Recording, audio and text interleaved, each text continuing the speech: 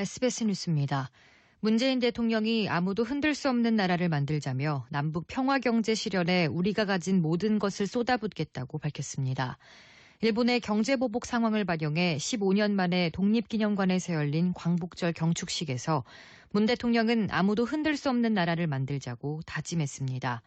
문 대통령은 이를 위한 세 가지 목표로 책임 있는 경제 강국, 대륙과 해양을 아우르는 교량국가, 평화경제 구축과 통일을 제시했습니다.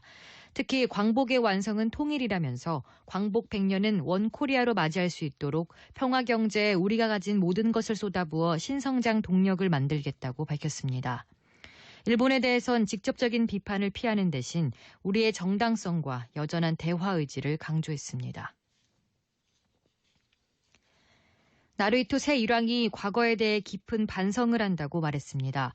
어제 도쿄에서 열린 태평양 전쟁 종전 74주년 기념 행사인 전국 전몰자 추도식에 참석한 나루히토 일왕은 기념사에서 과거를 돌아보면 깊은 반성을 한다고 밝혔습니다.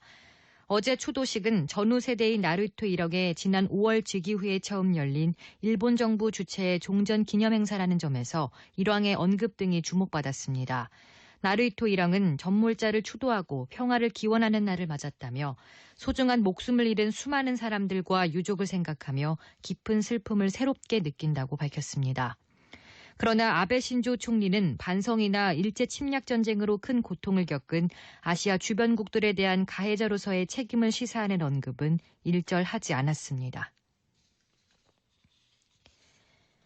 트럼프 미국 대통령이 범죄인 인도 법안 반대로 촉발된 홍콩 시위가 격화하는 상황과 관련해 시진핑 중국 국가주석에게 시위대와 직접 만나 사태를 평화적으로 해결할 것을 요청했습니다.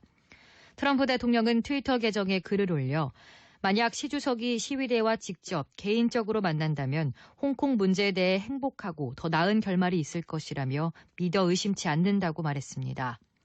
그러면서 트럼프 대통령은 이와 관련해 자신이 전날 띄웠던 트윗도 함께 올렸습니다.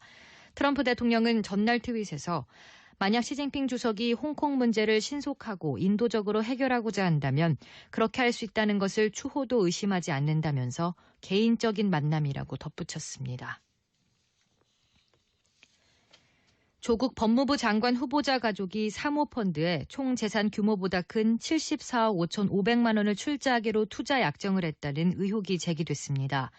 조 후보자 인사청문 요청안에 따르면 민정수석 재직 시절이던 2017년 7월 아내 정모 씨가 9억 5천만 원, 20대인 자녀가 각각 5천만 원씩 모두 10억 5천만 원을 펀드에 투자한 걸로 나와 있습니다. 블루코어 밸류업 1호라는 사모펀드로 가로등 양방향 원격 제어 시스템 등을 개발한 중소기업에 투자한 펀드로 알려졌습니다. 이 펀드 투자를 놓고 조 후보자와 사모펀드가 특수관계가 아니냐는 의혹이 제기됐습니다. 조 후보자 가족이 사모펀드에 약정한 금액이 조 후보자가 신고한 재산보다 20억 원 가까이 많은 금액이어서 어떻게 자금을 조달하려고 했는지에도 관심이 쏠리고 있습니다. 어젯밤 8시 40분쯤 충남 서천군 장항읍의 한 단독주택에서 불이 나 77살 최모 씨가 연기를 마셔 숨졌습니다. 불은 주택을 모두 태워 소방서 추산 1,500여만 원의 재산 피해를 내고 30여 분 만에 꺼졌습니다. 경찰과 소방당국은 홀로 살고 있던 최 씨가 불길을 비춰 피하지 못해 변을 당한 것으로 보고 화재의 원인을 조사하고 있습니다.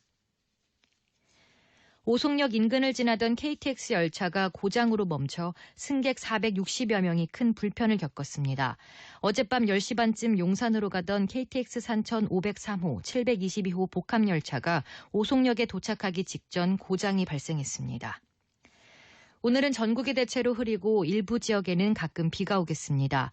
예상 강수량은 5에서 10mm로 많지 않겠습니다. 낮 기온은 서울 31도를 비롯해 전국이 30도에서 34도로 어제보다 조금 높아 덥겠습니다. 일부 전남과 경남, 제주도 남부에는 폭염주의보가 내려져 있습니다.